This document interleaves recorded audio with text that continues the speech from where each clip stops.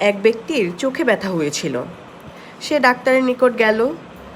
পশুর ডাক্তার তার চোখে ওষুধ দিয়েছিল, যা পশুদের দেওয়া হয়। তার চোখের দৃষ্টিশক্তি হারিয়ে গেল এবং সে অন্ধ হয়ে গেল। উভয়ের মধ্যে এ নিয়ে খুব বিবাদ শুরু হলো। বিচারক বললেন, ডাক্তারের কোনো জরিমানা হতে পারে না, কারণ এই ব্যক্তি যদি গাধা না হতো তবে পশুর ডাক্তারের নিকট যেত না। এই কথার উদ্দেশ্য হলো, তুমি না জেনে অজ্ঞকে কোনো দায়িত্বপূর্ণ কাজ অর্পণ করো না, কারণ তার শাস্তি তোমাকেই নিতে হবে।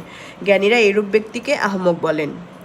বুদ্ধিমান ব্যক্তিরা কখনো কম বুদ্ধিমানকে গুরুত্বপূর্ণ কাজ দেয় না। চাটাইয়ের কারিগর, যদিও সে কারিগর, তথাপি তাকে রেশম বোনার কারখানায় নেওয়া হয় না। যতক্ষণ পর্যন্ত তুমি বুঝতে পারবে না যে কথাটি যুক্তিযুক্ত, ততক্ষণ পর্যন্ত বলবে না। যে কথার উত্তর দেওয়া তুমি ভালো মনে করবে না, তার উত্তর দিবে না।